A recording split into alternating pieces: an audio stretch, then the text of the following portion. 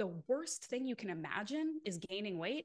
Like you won't try something new that could help your health, could improve your fertility, could help you build muscle and strength, could help you sleep better, could help you all these things, because you're terrified that you could lose or you could gain some weight. And that is the worst thing you could imagine. To me, the worst thing that I could imagine is continuing to undernourish so that you have brain fog, your digestion's off, your period's off, you're in a bad mood, you don't feel good, you can't do the things you want to do. That to me is worse. Like the fact that we have a culture where the idea of just being a couple pounds heavier is so terrifying that we're unwilling to do things that will improve our health. That's something we need to think about. That's something we really need to step back and like look at. I'm so happy to finally be speaking to you, because I've been wanting to get in touch with you for quite some time, which I'm hoping to tell the story to the listeners fairly soon. But first of all, how are you doing? How are things over there? Well, thank you for having me, first of all. And I already love our almost meet cute story. I think it's just a fantastic in the world of like internet connections. I think it was very cool. So anyway, it's an honor to be here. And yeah, things are good. It's morning, the sun is shining. I've got a coffee, you know, life is good. Life is good. I totally get you. I've got my coffee too. I'm ready to go. It's morning here. It's 9 a.m. where you are. Are you in Canada, you said? It's actually, I'm on even further. I'm on Atlantic time. So it's 10 where I am. Okay. So I'm way on the East Coast. Right. I'm in Canada. I'm in Nova Scotia, which is a beautiful kind of coastal province. And I live right by the ocean. And so I've got the nice kind of salty air, and it's beautiful. I'm very fortunate. Oh, beautiful. So I had just a really quick question before I tell everyone the magnificent story of how I've actually seen you. I actually kind of saw you, and you didn't see me, but I saw you in the middle of New York. But before I tell that story, where is your name from, VanHouten? Because I was trying to figure it out. Yeah, it's Dutch. But it's funny because, again, probably like a lot of different people, I have like a whole kind of mishmash ancestrally. And so whenever other Dutch people hear my name, they're like, oh, you're Dutch. And like, I've had people like speak Dutch to me and stuff. And I'm like, literally, like they came over with the Mayflower. They're New Yorkers. There's nothing Dutch about me except for the name. Yeah. I'm also like a foot shorter than the average Dutch person. Right. I don't know if you're aware. They're very tall, very good looking people. Yes, and I'm like, I'm sorry. I have a cool name, but and it's funny you ask, because my name, it took me a while to really like own that name, because it's where I live, or where I grew up in Canada. It was a very it wasn't a common, like no one had that name, and so kind of no one pronounced it right, and everybody had like different names, and I was always kind of like embarrassed of it. You know how people, when you're growing up, you get embarrassed over silly things. Yeah. And then later, you know, I kind of like became a writer, and it was sort of like I kind of got attached to it. So when I got married, I was embraced. Like, I'm like, I'm not changing my name. Like it took me a while to like get comfortable with this, so I'm sticking to it. So yeah. I love that. I love how in the beginning you weren't sure about your name, but then now you love it so much that you won't change it. It's just who I am. It's a lovely name, because I wasn't sure if it was double barrel, like VanHouten, like if it was kind of two names or whether it's just one. But it's a lovely, that stuck out to me, like, first of all. But anyway, I mean, today we're going to be talking about you and your specialty, which is basically all about. I mean, I'm looking at your books now. Carnivore-ish, It Takes Guts, beautifully presented in the back. And I just want to talk to you about how you think that, well, one of the ways you think that people should be eating. I mean, I can imagine that you're like, everyone has their own way of eating, and like you don't have to eat a certain way, but you're like, okay, like this is what I think would be good. So we'll be talking about your recommendations for diet. But first of all, let's just talk about the story. You have to tell the story about, what happened with me and you. So basically, unbeknownst to you, you had no idea, like, but for me, the universe really, really spoke, and it was incredible. And that's why I knew that me and you would be sitting down having a podcast right now. So basically, I send a video invite to guests that I want to have on the podcast. And love that, by the way. Oh, thank you. Yes, it was a recommendation from a friend, so I can't take credit for that. But so I make videos. So for a long time, I was like, I think I want to send one to the Muscle Maven, which is your Instagram handle, and that's how I thought about you in my head. I was like, the Muscle Maven. I think I want to reach out to her. And for a while, I was thinking that, and then I had a trip to New York planned for a week, and I thought to myself, right. Just while I'm in New York, I can't record any videos, so I'm just gonna like record some videos before I go. And yours was one of them. I was like, okay, so I'm just gonna send a video to Ashleigh. She'll probably say no, but like I'm just gonna try. So I was like recording a video for you, and my children were just so loud next door that I had to abort the mission. And I was just like, oh my god, like I can't do this. So I'm just gonna have to do this when I get back from New York, like seriously. So anyway, landed in New York the next day. The first full day in New York, I was walking with my two kids and my husband along Greenwich Village. And then I see this woman, and she's kind of, she's in a tank top and she's got her hair done like two plaits down the side. She's flexing as she walks down the street. Yeah. Flexing, super fit. And I was like drawn, like, when you see someone who's like, super fit, you're just like, okay, let's take a look. So I looked at her face and I was like, I know that woman. I was like, where do I know her from? And we walked past and you actually smiled at my child. You actually smiled at my daughter. And I walked past, I was like, that was the Muscle Maven. I said to my husband, I was like, that was the Muscle Maven. And I couldn't get over it. I had to sit down, and we sat down at a restaurant afterwards, and I had to sit down, go straight onto Instagram, check your stories to see if that was actually you. And there you were in New York, like getting your hair done exactly the same as I saw. You're on a trip with your husband. And I was just like, oh my God, what are the friggin' chances? I mean, I live in Grand Cayman. You live in, Canada, right? Yeah. Mm-hmm. And then we're both in New York walking on the same street. I was just like, this is going to happen. This podcast. It's insane. Like, I mean, the chances of that are really astronomical. And I kind of love when that happens. Like I lived in New York, like I told you, on and off for years. And I have a couple instances of things like that where like you just think about the odds of someone walking in the same place at the same time in a city where there are 8 million people scurrying around. It's just wild. And then the fact that you were kind of like already sort of recording this, like it's crazy. It's that kills me. Like it's that kills me. The fact that I was literally recording a video for you like a couple of days before. It was just insane. But anyway, so that's the story of me and you. So that's how it makes for a very good podcast pitch, because when I listened to the video, I was like, dude, that's nuts. Like, yeah, this has to happen. This has to happen. Okay, so let's dig into it then, because I'm sure everybody wants to hear from you and what you have to say about, eating and what we should be eating. So can you tell us, what is your specialty? Just in your words, what is your specialty? Yeah, so I mean, my kind of background with health and fitness coaching and all of that stuff, it's kind of it was a long time coming, and I'll try to keep it short, but it sort of started as a personal interest where I've always been kind of fascinated by fitness and wellness and strength. And then I always have loved to eat, so these things kind of like coalesced over years of working in professional settings, to the point where I was like, I want to work in the fields that I already spend so much time in researching and loving and enjoying for myself.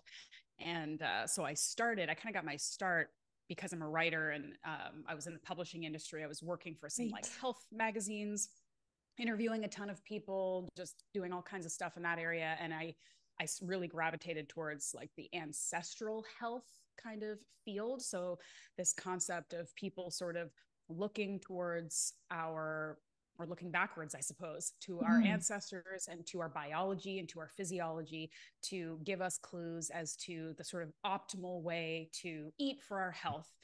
Because I think most of us can agree that the current food landscape is not ideal, and it's not good for our health. And we're struggling with figuring out how to eat in the way that is pleasurable and sustainable and enjoyable, but also really good for our health. And it always kind of made sense to me to eat, obviously, unprocessed food that has existed for a while, food that our bodies were sort of more more designed to eat than the foods that we're seeing in the grocery store these days.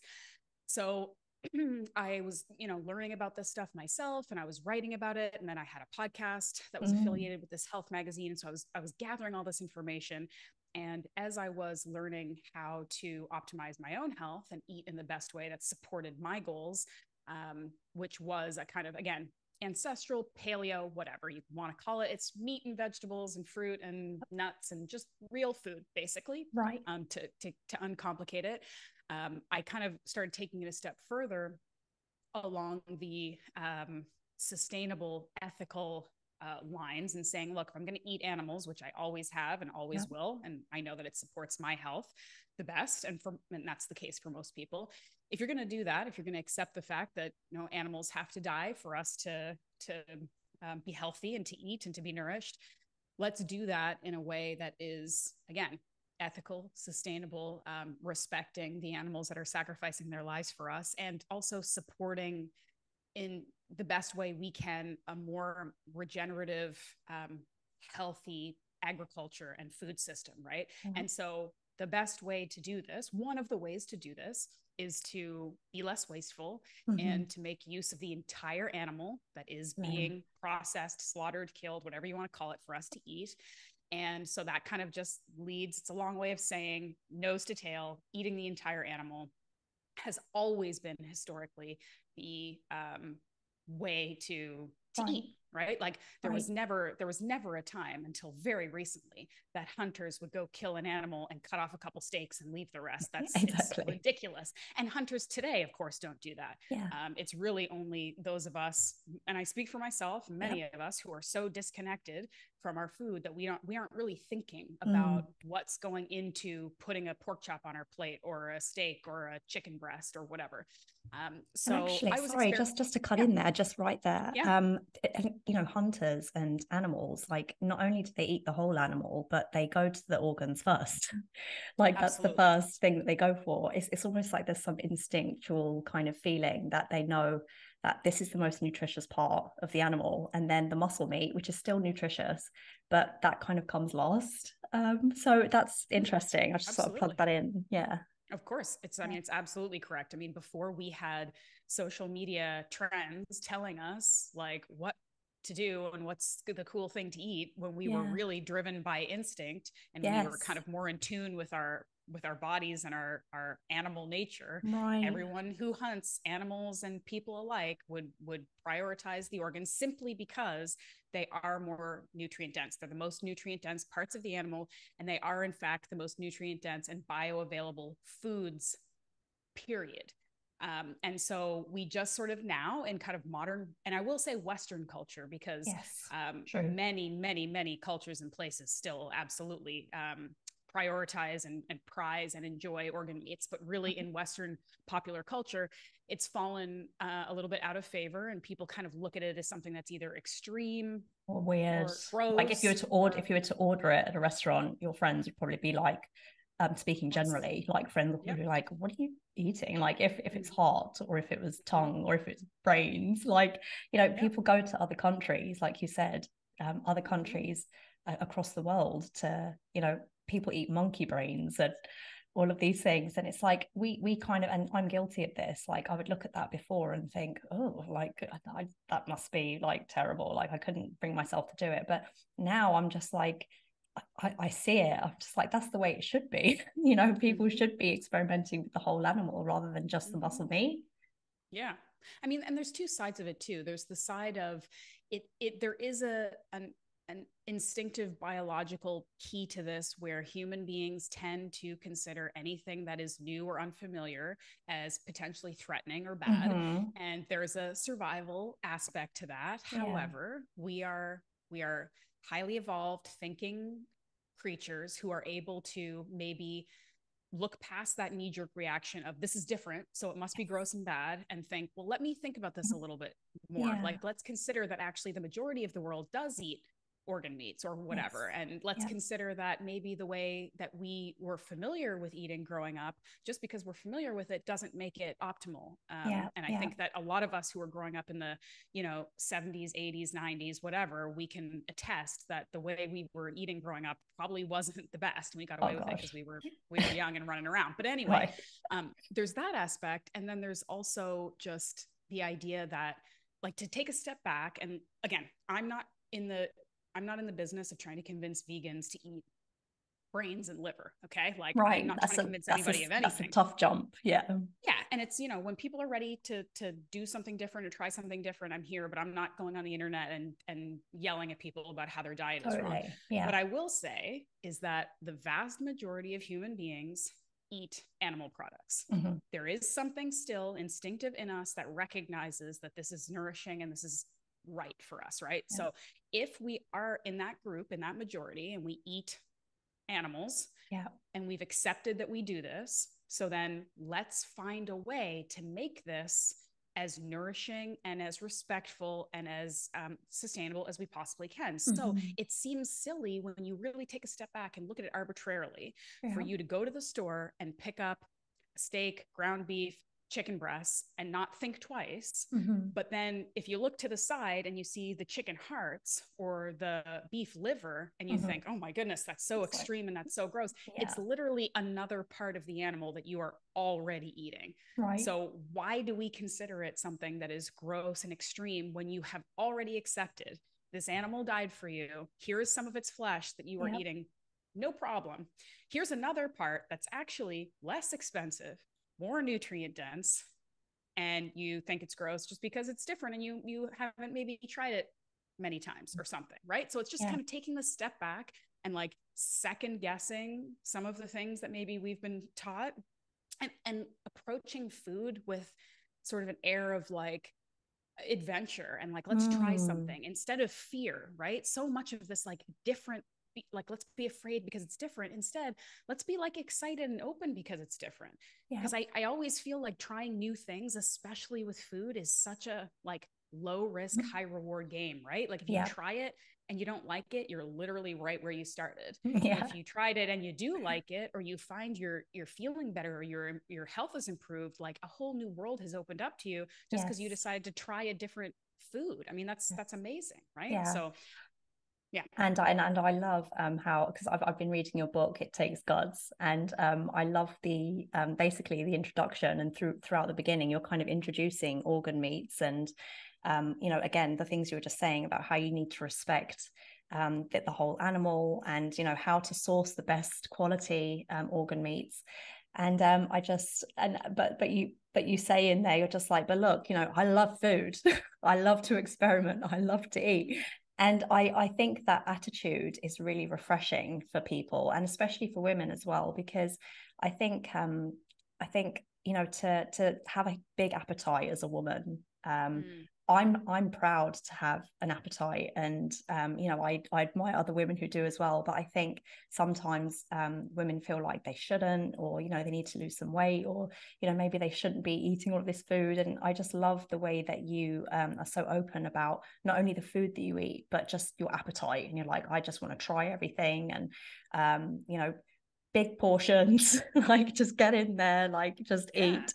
And I really, really like that. But just kind of coming back to what you said about like what's normal in our society, it's like it's crazy that eating carnivore, let's say, would you call yourself carnivore? Would you say you like to eat carnivore, or you wouldn't put yourself in any box? No, I mean, the second book I wrote with my co-author, Beth, who's amazing. Yeah. We called it Carnivore-ish, yes. Which is kind of a cheeky sort of play on the idea that it is considered these days revolutionary for women to say, I eat healthy and my plate is predominantly animal protein. That's a crazy thing to say in many circles. And if you walk into a bookstore and you look at the healthy eating section, the entire thing is plant-based, vegetables, vegan, vegetarian. It's all green. It's all salads. And there's a place for salads, and I eat vegetables. Okay. But it shouldn't be like a counterculture thing for women to say, I am healthy. I like to nourish my body and I eat meat. And so that's what this book was. It was like, really, at the end of the day, there's nothing revolutionary in this book. There's a ton of delicious recipes, but it's really just some protein and then some vegetables or some fruit or some fat or some whatever. It's like a delicious meal. It just happens to have animal protein in it. And we're proudly educating that is a healthy thing for women to eat. And so really, I mean, again, if I had to put a kind of like label on it, I am sort of like meat forward paleo-ish, because I just try to essentially limit junk food and limit highly processed food. And I definitely get the majority of my calories from animal protein, but I'm definitely not anti-vegetable, anti-fruit, anti-carb, nothing like that. I just think that more women would benefit prioritizing animal protein in general, and trying to eat enough rather than how little can I eat and like still get through my day. You know what I mean? Like that's kind of the shift I'm trying to pull here. Right. And I think it's happening, you know, I can feel that shift because I feel like the industry is kind of going that way. But it's funny, when I went to New York, the first thing I did was type into to their meal delivery, that is it Eats or something that they deliver their food. And so I was like healthy food restaurants, and what came up was like vegan. It's like all vegan. I was like, no, I didn't mean that. I was looking for like maybe some meat, some salad, like. But it's crazy that people, have Doritos and they sit down in front of the couch and in front of the telly, and they have, fast food and, just pizza and things like that. And they think that's normal. But then you eat carnivore for a bit because you're trying to, get healthy, and then people see you as weird. They're just like, okay, you're weird.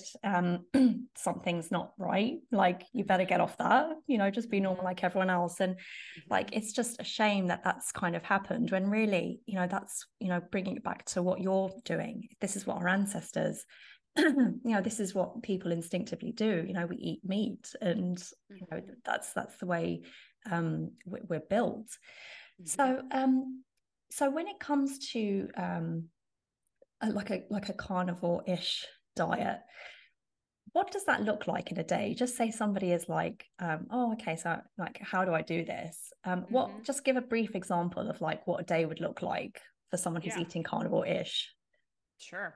And just to your last point, when people, it's like, you can eat, and especially I had this experience when I was pregnant. It's like, you can talk about eating ice cream all day and everyone's like, oh, that's a pregnant woman. But if you, eat steak all day, people are like, what kind of extreme weirdo are you? I think you're that extreme. Where it comes from is that because food is first of all, it's so crucial to existence, right? So you can't avoid it the way you can other things. And then also because it's such a source of comfort and pleasure, that people take their food and the way they eat, I think, very seriously. And it becomes really kind of a part of your identity, whether people admit it or not, it can. And so that's why when someone challenges the way you eat, you can be really defensive and take it really personally. And that's why there is so much like fighting and just ridiculous kind of behavior on social media of like the vegans versus the carnivores. And it's very emotional, emotionally charged topic. And all of these sort of like authority figures who just like come online just to say, like, walk through the grocery store and be like, see this, if you eat this, you're an idiot and you're going to die an early death and all this crazy stuff, because I know what you mean. it's just it is very emotional. And so I have really worked very hard to, and I'm going to get less likes and less follows for this because I'm not being sensational, but I am really proud of the fact that I want to provide a welcoming space for everyone. And it's more about, when you're ready, or if you have questions or you're curious, come and talk to me and we can, and I've had so many people in my DMs that are like, I was vegan for 10 years, or I was pregnant and only eating plant-based and I had this problem. And then I saw you and I tried to learn some stuff. That's what I want to do, because there's too much divisiveness and judgment, and we all are going to do things a little bit differently. And to your other point, your plate is going to look different than mine. Even if you and I both say we're carnivore-ish, your plate's still going to look different because you have different preferences, different goals. You live in a different place, whatever, So I think it's just like, if we have less trying to put each other in boxes and less judgment about somebody's eating preference and more just like thinking about food as this beautiful, natural, necessary part of our lives that is individual to us. And like, let's worry less about what other people are saying or doing and just take care of like what makes us feel good and perform well. Right. So anyway, that's my soapbox. But yeah. So carnivore-ish, again, is really just carnivore, as I'm sure everybody knows at this point, is just eating animal products and avoiding anything that is an animal product. So it's like the flip side to veganism, right? And that can work for some people. I would say more as a temporary tool, the way people use things like fasting for specific circumstances, temporarily, as sort of like maybe a reset or something like that. Carnivore-ish is really just kind of like taking it a step back and making it more of a sustainable diet, because most people enjoy some degree of like textural variety, and they like to have a little crunchy vegetable here and there, or they like, you know, people want carbs. Not everybody wants to be zero carb. That's another kind of like hot topic these days, is people trying to just avoid carbs at all costs. And I think that can be detrimental, especially to women. Totally. In many parts of their, you know, their life cycle. So carnivore-ish is just really, to me, it's prioritizing protein first. So every meal that you have, you kind of think about the protein first, and then you fill in the rest as per your goals, preferences, desires. So breakfast, instead of like many people might do like oatmeal with some fruit and nuts and some brown sugar or something, I'm going to say eggs. And then maybe if I want some oatmeal on the side, like just a bunch of eggs, maybe some ham, maybe some sausage, maybe some avocado on the side, maybe a little bowl of fruit, maybe some full fat Greek yogurt, and maybe I'll put some fruit on top of that. Maybe a protein shake. I don't know, but it's like, get the protein in first. And then sort of the lunch rest and dinner work itself out. Lunch and dinner, the same thing. It's like, I always have a lot of meat prepped. So it's like, I'm having ground beef with sweet potato. I'm having fish and seafood. You know, I live by the ocean now, so I'm very into the shellfish and seafood. And it's just sort of like making sure you get your kind of 20 to 30 to 40 grams, whatever. We could dive into the specifics if you want, per meal. And then if you're pregnant or breastfeeding, say if you're training for something physical and you're exercising a lot, you're probably going to want a fair bit of carbs. Add those in. If you prefer to be more high fat, if you don't really do well with carbs, they make you lethargic or tired, you're going to add in some like healthy fats, some olive oil to your salads, some nuts and seeds, some avocado, things like that.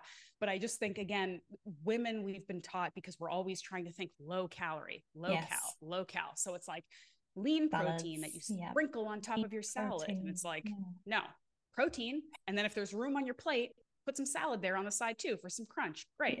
But if we're talking nutrient density, if we're talking about food that's actually going to fuel your body to do the things you want to do, which for many women is lose fat and improve their body composition, they want to look a little more toned, they want to build maybe a little more muscle and lose some fat. You cannot achieve that by undereating protein. You have to eat enough. And this has been probably the biggest challenge in my professional career, because I also do health coaching and I work one-on-one with mostly women, is teaching the actual science behind how our body composition changes, how we lose fat, how we build muscle, and how you have to fuel to do that. It's really, really difficult for many women of a lot of generations. Maybe the younger generation coming in, it's a little easier, but basically anyone born in like the 80s and earlier, teaching them that eating more can actually help you lose weight and lose fat is incredibly difficult. I can imagine. Yeah, I mean, it's the truth. And I've actually been there. So I had a binge eating disorder in my 20s. And the thought of eating more, like I'd see that around here and there, like, you know, you need to up your calories in order to increase your metabolism, and then you can burn more fat.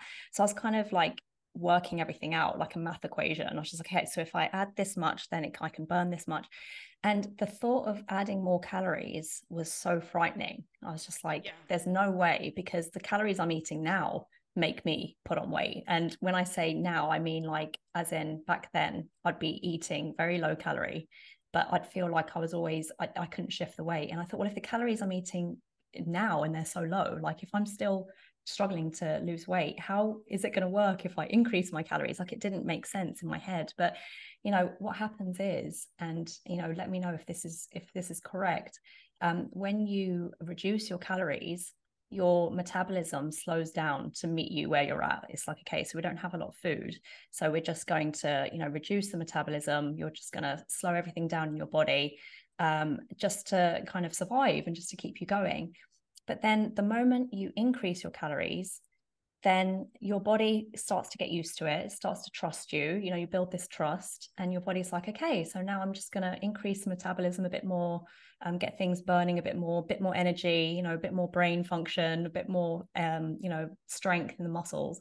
And it just, and then that's when the weight starts to kind of come off, when you just kind of relax the calories and just think about health, think about being strong, think about having good brain function, like focus on those things. Then the weight kind of comes after that.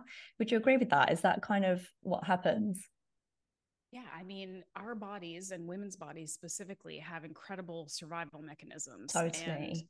Yeah. one of those is holding on to body fat when our bodies are under extreme stress and insecure circumstances. So if you're feeding your body haphazardly and you're giving it food that isn't really nourishing, it's kind of just like empty calories here and there, and like diet snacks and stuff like that, your body is in a state of high stress, and it's learning that it can't rely on you to nourish it and give it what it needs. So it is going to hold on to everything that it possibly can in order to survive. And when you get to a state where you are consistently feeding it well and nourishing it with food that it can use to do the things it needs to do, your body can release some of that stress, and it can actually start to like do the things it needs to do. And I think another thing that people don't realize, and of course I'm not speaking to specific like quantifiable eating disorders, but I mean, a lot of us, most of us, can probably recognize a time in our life when we were eating in a way that you were like,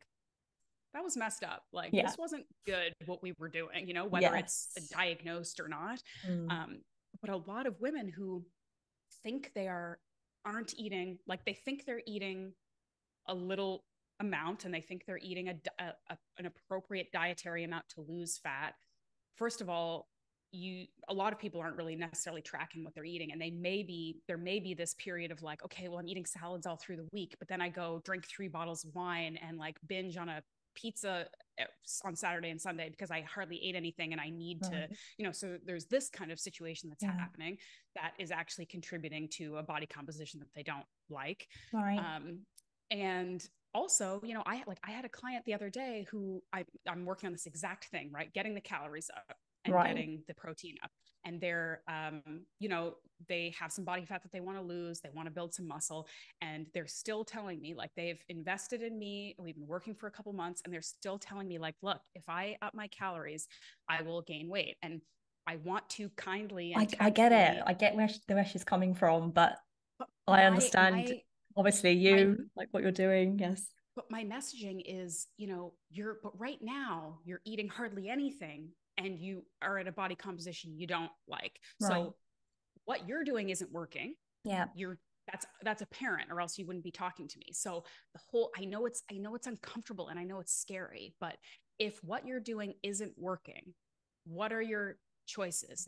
Double down on what isn't working and continue to feel crappy and continue to not look like how you look, or step outside your comfort zone, do something that could actually give you energy and make you feel good and might do what you want aesthetically. It's like you have to, it's that whole like doing the same thing and expecting a different result. It's insanity. We can't, but we do it because we're so scared. And this is the other thing that I think is like a cultural issue with women in wellness and fitness is the worst thing you can imagine is gaining weight. Like you won't try something new that could help your health, could improve your fertility, could help you build muscle and strength, could help you sleep better, could help you all these things, because you're terrified that you could lose or you could gain some weight. And that is the worst thing you could imagine. To me, the worst thing that I could imagine is continuing to undernourish so that you have brain fog, your digestion's off, your period's off, you're in a bad mood, you don't feel good, you can't do the things you want to do. that to me is worse. Like the fact that we have a culture where the idea of just being a couple pounds heavier is so terrifying that we're unwilling to do things that will improve our health. That's something we need to think about. That's something we really need to step back and like look at. That's a problem, you know? It's a real problem. Yeah, totally. I mean, when you were speaking just then, I was just taking myself back to the way I was thinking back when I had my eating disorder. And I remember thinking that I'm willing to sacrifice my health to be thin. I remember that when you were speaking, I was just like, I remember thinking I'd rather be thin than anything else. And it was so messed up. But a lot of people go through that, and it's such a hard phase. And like I remember, I mean, because for your client, for example, it'll take a period of time, right? When the calories are going up, it'll take a period of time for her body to get used to it, right? So there might be a period of time where it feels uneasy, she feels scared, you know, her body doesn't know what's going on. And there'll be this kind of period of time where, you know, things probably aren't what she thought they'd be, but then eventually you get there. Like eventually the weight does come off, and it's the trust between you and the body that needs to kind of build up. But I can't remember my point that I was going to go on to after that. It was quite an important one, but anyway. I have a point I can add, and if go on, I'll try and remember it. Yeah. Another thing that I like to encourage with people, and I don't want this to sound too woo-woo because it really is very practical, but I think that if we can come up with some goals as we're trying to lose fat, lose weight, look better, whatever we want, which is a perfectly reasonable goal. Everybody wants to look good. There's nothing to be ashamed of there. If we can, in tandem with that goal, come up with some goals, including like, I want to get stronger in this particular lift or the sport that I like, or I want to run a faster 5K, or I want to learn how to do jujitsu, or whatever it is.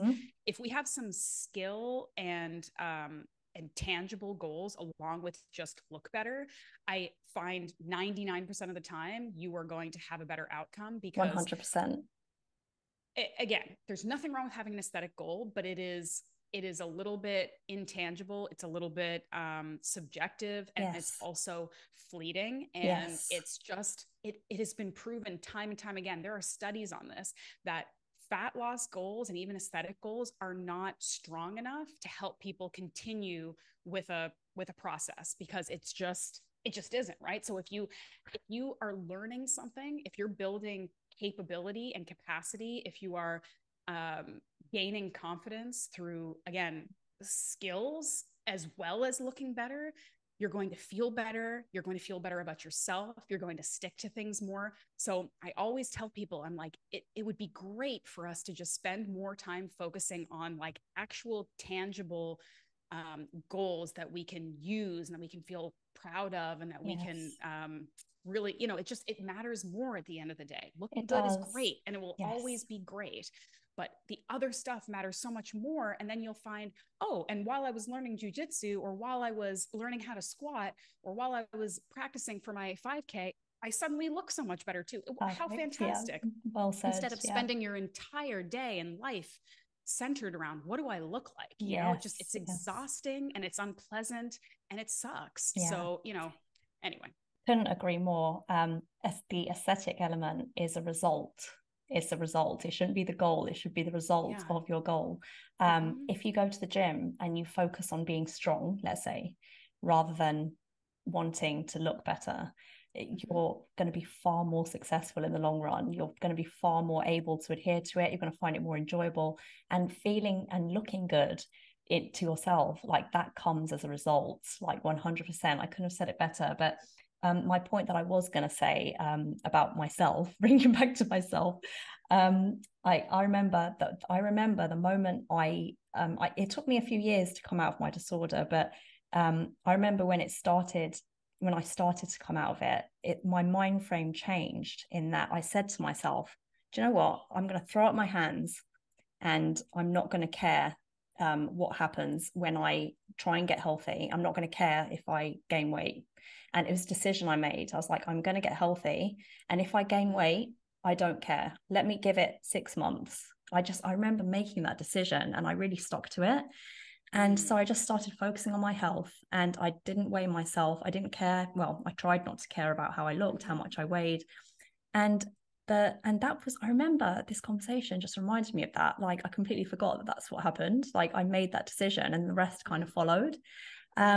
So that's basically what I was going to say before, which was quite a powerful moment.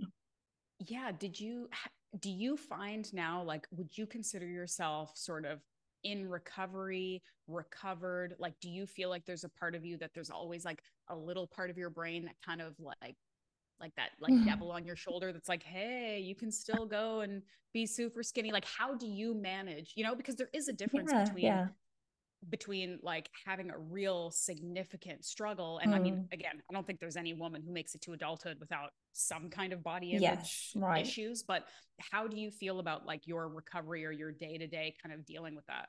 Do you know what? I have to say 100% hand on heart, I don't think about it anymore. And the reason why I don't think about it anymore is because I'm focused on being healthy. Like, I just want to be healthy. I just like when I'm not eating great, the first thing that gets it is my stomach. Like, I start to have digestive issues, and my brain, like, I can't think properly. And as soon as I get brain fog, that kills me. I'm just like, I can't, I'm doing something wrong. Like, I need to do something about this. Like, I need to get back on my kind of health. I need to get back onto the real food. And because I focus on that and only that, I don't focus on my body. I don't think about it anymore. I don't think about my weight. And actually, I'm the slimmest I've ever been. And I'm actually trying to gain weight now, because I'm like, okay, I need to pack on some muscle mass, because, I'm 38 now, I'm getting older, and I feel like, if I'm too thin as I get older, it doesn't feel great. Like, I feel weak. Like, I want to be strong. I want to be going to my 40s, like feeling really kind of like, ooh, yeah. Well, I just did the muscles, the biceps. you're making a very good point, though, where, and a lot of my clients are women in their like late 30s, 40s, 50s, because I believe that a lot of, and I was like this too, and I'm sure you were like this when you're in your 20s, like, you've got to figure it out. Even if you don't, right? Yeah. You think you do. You're like, I don't need, I'm good. I got it going, like, figured out over here. And then of course, when something hits the wall, you're like, never mind, I need some help. And so anyway, it's really increasingly crucial as women get older to do exactly what you're trying to do, which is build some muscle, of course, create this like very solid foundation of health. But like, strength training and building muscle is so important, because every decade that we get older, we are naturally losing muscle.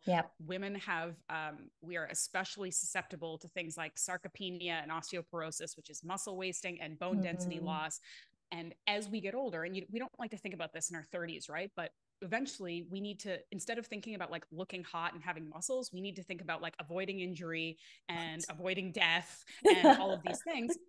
And having a strong foundation, having strong bones and strong muscles is going to keep you from the injuries that then really, really impact your quality of life as you get older. So it's, a lot of people think like, okay, your 20s are the time to like work really hard in the gym and eat a lot of protein. In fact, as we're getting older into our 30s, 40s, 50s, that's when you really want to be like focusing on the protein. Our bodies are actually less good at synthesizing protein as we get older. So you kind of need to almost prioritize it more, and build that muscle. And you can start building muscle when you're 50, when you're 60, but it's better to start when you're 20, when you're 30.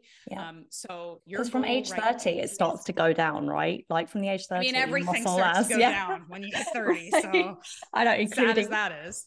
Including muscle mass, like we lose like a certain percentage every year after the age of 30. And like you said, our muscles become not only that, but as we start to get into our 40s, 50s, our muscles become less receptive to the protein that you eat. So actually the protein you eat as you get older needs to increase. But I mean, this is a fantastic topic. This is exactly what I wanted to talk to you about. So why do we need muscle? I mean, are you training in the gym? Like, what's your program at the moment, and why are you doing it? Like, yeah.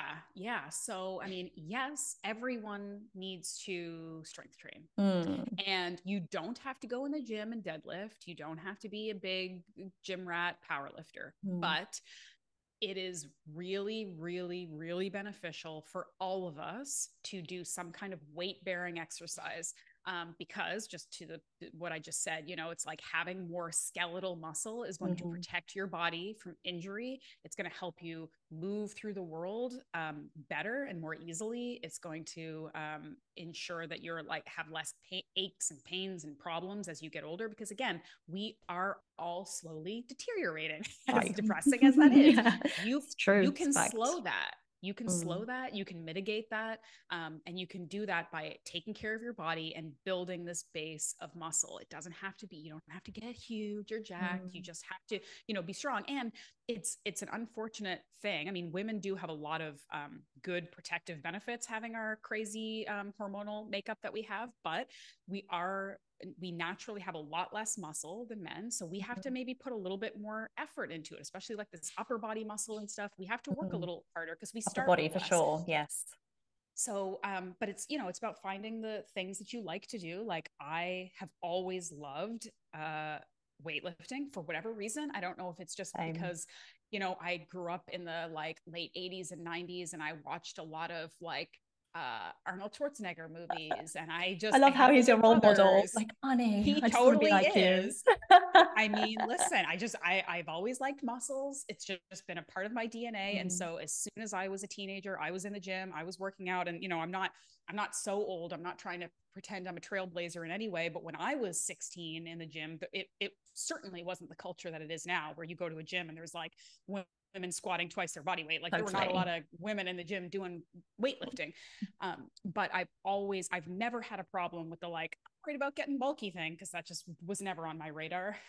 So I've always liked weightlifting. I've always liked kind of like learning new sports. So in the run of my kind of recreational athletic career, I've done CrossFit, I've done powerlifting, I've done Olympic lifting. I was into jujitsu for a little bit. I started practicing professional arm wrestling with a friend who is a really good arm, because I just like to learn. Like they do it professionally. Is that a professional thing? I didn't do it professionally. It is a professional thing. People make, if you're good, you make good money at it. That is niche. That is seriously it's niche. Very niche. Yeah. So is organ meats, right? Like when I wrote this cookbook, I was like, this is so niche, no one's gonna buy it. And so I actually found a significant community of people: hunters, homesteaders, carnivores, people who are just interested in like improving their health. I thought that this book was something that I was going to have to like convince 5 of my friends to buy, and instead I found this community of people who are interested in the same thing I'm interested in. So but anyway, I'm getting off topic, but you know, right now I have been in sort of a lull in terms of my own personal goals, and that's, again, it's not an excuse, but it is a reason. You know, the pandemic where I lived, it was really, really shut down. My gyms were shut down. I was doing stuff at home. I was doing the best I could, but my really kind of long streak of really significant strength training was decreased significantly. Like I was competing in bodybuilding before, like bodybuilding competitions and all that kind of shut down. And then I had my kid, and my focus was entirely on my health, of course, and taking care of him. So I just, you know, to this day, like I don't have the time that I used to have. But I'm kind of coming out the other end of that now, and starting to pursue some more strength and physical goals for myself again. And I'm at this point, I'm probably making it to the gym maybe 2 to 3 times a week, which is absolutely enough. So if anybody out there is thinking, if I can't get to the gym 6 days a week, what's the point? There is absolutely a point. You can make great strength gains going to the gym 2 or 3 times a week, especially if you're programming appropriately and you're doing the right thing. I try to walk a lot. I try to just move my body a lot. I try to and I'm really trying to just continue with like functional strength. I think there's a lot to be said for bodybuilding style workouts, because they tend to be sort of like lower impact, less potential for injury. Like a lot of people try to overcomplicate things and like, I need to go in the gym and like do this crazy heavy like body weight, one leg, whatever, like all this kind of fancy stuff. And it's like, if you really just kind of focus on the basics, like you can get strong at home doing lunges and push-ups and sprints up a hill, and like you don't have to complicate it. But I do think that it's important to find the thing that you like to do. Exactly. And that'll be the best workout plan, is the thing you actually enjoy going and doing, you know? Exactly. I mean, I go to the gym probably the same as you. I'll probably make it 2 to 3 times a week because, you know, at home, you know, whether I can get a chance to, you know, I share a car with my husband. Like sometimes my husband has the car and I can't get to the gym. So it's not easy. It's just not easy to physically get to the gym. But I completely agree. Focusing on just what you like is so important. And I think when it comes to weightlifting, just choose the basic exercises if you like them, like squat, deadlift, you know, a press, lunges, upper body press, like upper body pull, just the basics, and just keep doing them. Like you said, you don't have to spice it up every time you go. You don't have to, you know, be standing on one leg, you know, bicep curls on a Swiss ball sort of thing. You can just do the basics and just get stronger. Like just lift a bit more, do a few more reps each time. You know, just build it up, and that's all you need to do. Absolutely. I mean, when it comes to protein, how much do you usually recommend for women to have per day if they want to maintain their muscle mass as they age? Yeah, I would recommend a very general number, and then you kind of work from here, is 1 gram per pound of body weight or per pound of ideal body weight. So if you're looking to, if you consider yourself overweight, if you have weight to lose, for example, you know, I'm 5'4", right? If I weighed 175 pounds, it would be really hard for me to get 175 pounds of protein. But if I'm looking to be 140 pounds, that would be sort of the amount. Aim for that target. Okay, good. Yeah. Aim for that target. And it's a very general number. So for some people, if you already have a decent amount of muscle mass, you're trying to maintain, you can probably be a little bit under. You can kind of, you know, again, if say the number is 130 grams, that's like a very just round number. You can, you know, 115 today, 125 tomorrow, 140, like just around here, right? If you're older, if you're like in your 40s, 50s, if you're looking to build muscle, you probably need to go a little bit higher than that. But again, I want people to avoid trying to obsess over the perfect number and hit consistently good numbers. Like for most of my clients, I'm like, if I can get you consistently eating well over 100 grams a day, amazing. Because a lot of them are coming to me eating 50, 60 grams of protein a day. And it's like, that's keeping you alive. Yeah. But if you want to build muscle tissue, you need to like really up it. And the recommended daily amount is just too low, right? It's just, that's to literally just survive, get through the day. But if you want to maintain your muscle, build muscle, then you need to go up. Yeah. And the great thing is like protein is so satisfying. It's so nutrient dense. So like the other amazing thing for folks who are still a little worried about gaining fat, gaining weight, eating too much, whatever, protein is incredibly satisfying. So you're unlikely to overeat it to the point where you're going to lose or you're going to gain weight. And additionally, it's been proven that overeating protein, the way that sort of amino acids and proteins and all these things break down in your body, it is less likely to be stored as fat than the other two macronutrients. So if you're going to overeat something, overeat protein, because it's less likely to turn into fat in your body to make you gain weight. So again, we all know how hyper palatable, how easy it is to overeat carbs, right? They're tasty and they're delicious. And then you blink and you've eaten, you know, 5 handfuls of French fries, right? Yeah. You're not going to do that with chicken. You're not going to do that with beef, even like a delicious steak. You're not going to sit and eat 10 steaks until, you know what I mean? So it's just like, that's where like the sort of unprocessed real food, you're just, don't worry about it so much. Just eat enough.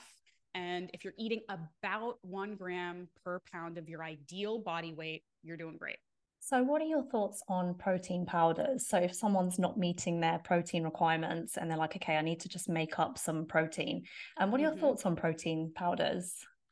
I mean, I think that they can be an excellent tool. I think there are much better ones on the market, but I think it also depends. Like a lot of people do sometimes, unfortunately, have problems digesting certain like whey proteins. Of course, I'm going to be more pro like the whey or egg or beef, you know, versus the like vegan protein powders. I just think that they tend to be better quality, certainly better tasting. I really try not to be biased with this stuff. I have never had a vegan protein powder that didn't taste like, I don't know, sawdust. Like it's a little bit gross. If you biased. like it, A little okay, bit fine. biased. I mean, it's just gross, dude. But anyway, but I mean, I think again, there is a lot of black and white out there with people who are like anything that's like processed, like protein bars, protein powders. It's like just eat your real food, and it's like that's fine. But also sometimes people need convenience. They like do. I use protein powders for making, like I make protein ice cream. I'll make muffins for my kid and put protein in it. Like I understand that people still sometimes want to eat for pleasure, and sometimes people still want to make a baked good at home, and sometimes people don't have time to make eggs and they just throw a protein shake together. Great. We always want the majority of our food coming from real food sources, but like have a protein shake if you enjoy it and it ups your protein intake. If you're having a hard time, you know, go for it. So I'd say like protein powders that have the least amount of kind of gnarly ingredients that you just don't understand. Like you read the ingredients list, and if there's all these ingredients that you have no idea what they are, then it's probably best to leave well alone. So while we're on the topic of supplements, so you're the Offal lady. I'm so awful. I'm just so awful, guys. So I don't know what else to call you, just Offal lady. Like that's the first thing that came into my head. Meat lady. The meat lady. How lovely for you. You're just like, I'm just known as the meat lady. Like I'll just take it. Yeah. So when it comes to organ meats, obviously people find it difficult to stomach. Like I went through this phase of you know, I was eating liver every week. I was like, yes, I'm doing really well. But then that I had one meal where I was like, I think I'm done. And like I hit a wall and I was like, I don't think I can have this again. And so I've been taking organ meat supplements. So first of all, just two questions to finish then. So the first question is, what do you recommend for people who can't stomach organ meats? And the second question is, what do you think of organ meat supplements? Yeah, so very good questions. And I'll try not to, like, again, go on too much of a tangent about this, but I did write a whole cookbook about it. So I feel strongly about it. Yeah, I see. You know, I did not grow up eating organ meats. I grew up eating, again, standard, typical American diet of cereal and bread and chicken breasts and I don't know, whatever kind of stuff that people were eating in the 90s. So I understand, I empathize with people who are like, you're telling me that I need to like eat liver once a week now, and like I'm supposed to enjoy that, like I gotta choke that down. But there are so many options. So if you are willing and open to try things, I have a ton of recommendations for how to make liver or how to make organ meats a little bit more palatable. First of all, they are incredibly nutrient dense. So you do not need to eat it every day. You don't even really need to eat it every week. If you can make yourself a liver pate and eat it once, maybe twice a month, you're ahead of the game. You are getting incredibly bioavailable nutrients. A couple ounces a month will do you. So there's that. You can also, you know, we hear a lot about how liver is sort of like the king of organ meats, and it is the most nutrient dense, and that's accurate. But other organs are also incredibly nutrient dense, and some are a lot more palatable. So heart is something a lot of people don't talk about, but heart is an organ. It is also a muscle meat. So it has like a beefy kind of texture that is a lot easier for a lot of people to get their head around. So you can slice up some heart and fry it in a pan, and it's just, you can make a sandwich out of it. It doesn't have that sort of like textural thing that makes people really uncomfortable. And it's super, super high in all these vitamins and minerals. CoQ10, this like really heart healthy antioxidant, super high in protein, iron, all of these things. So you can look at there's, you know, tongue, for example, which again, we don't have time to go down all these rabbit holes. That's a bit harder maybe for people to like source and make at home, because it's got a bit of that scary factor of like buying a tongue and then making it, but it's incredibly delicious. If you go to like a Mexican restaurant and order a tongue taco, it's like pulled pork, it's like brisket, it's so delicious. So you don't have to just eat liver. Another recommendation that I would make is, if you are willing to try organ meats, to start with smaller animal organs first, because they're going to be milder tasting. So a chicken liver pate is going to probably have a nicer flavor to you than like a bison liver pate. Smaller animals just taste milder. So lamb, turkey, duck, chicken, things like that. have other people make it. If you're uncomfortable, or if you're a little bit intimidated, go to restaurants and get the pate, get the bone marrow, get the tongue tacos. Have a professional who knows how to make it delicious, make it for you. That's another option for you. And then there are people who do things like mix a little bit of cooked liver into like a smoothie, or I have a ton of recipes in my book where if you're already making things like meatballs or sausages or burgers, food that you already eat and you like, if you can get the right ratio, you can sometimes go to a butcher shop and they'll make this for you. They'll make you like a ground beef to organ meat mix. And if you get the ratio right, you're not even tasting the organ meats, but you're getting sort of a really nutrient boosted version of the food that you're already eating. So I'm totally fine with you hiding it if you need to, if that makes you, feel better. And I'll say it's worth it because, again, as somebody who has been eating what I believe to be a healthy diet for a long time, and I have really benefited from eating a healthy whole foods diet. When I started eating liver, when I made the decision, like, I'm going to give this a go, I'm going to eat nose to tail, I'm going to eat organ meats. The difference that I noticed in my energy, in my overall health, and in every aspect was so significant that I'm like, this is not a joke. This is not like some, viral thing to get attention. This is significant. This really is making me healthier. It's incredible. And I was so surprised and shocked and heartened by this that I wrote a book about it. Like, it's worth experimenting is what I'll say. Give me some of that. That's all I have to say. Just give me some of that. Yeah. Right. Give me that energy. And so I have a whole book with recommendations, with ideas. Like, you can look, there are all kinds of thoughts for you. The second part is the supplement, the powdered organ meats, is definitely an option. It's not going to be as good. You're just not going to get it quite as bioavailable and quite the same amounts as if you're eating a couple ounces of liver or heart a couple times a month. It's also sometimes cost prohibitive for people because they're not cheap, right? Organ meat capsules and stuff, it's basically powdered desiccated organs, which is a pretty good, like pretty close to a whole food supplement as you can get. It's like right up there with kind of protein powder. If you can afford it, and if you absolutely can't think about stomaching it in a real food form, I think it can be beneficial, but I think it's going to be, limited. It's not going to be as good. It's not like you wouldn't say it's a replacement. It's just if you need it, like if you can't stomach organs right now, then just take the supplements. If you can. And again, it's sort of like the protein powder thing. Like, you wouldn't want to have a protein shake for every meal. You want to eat real food. And then every once in a while you have a little protein shake as like a placeholder, right? It's like, that's kind of how I feel about the organ meat supplement thing as well.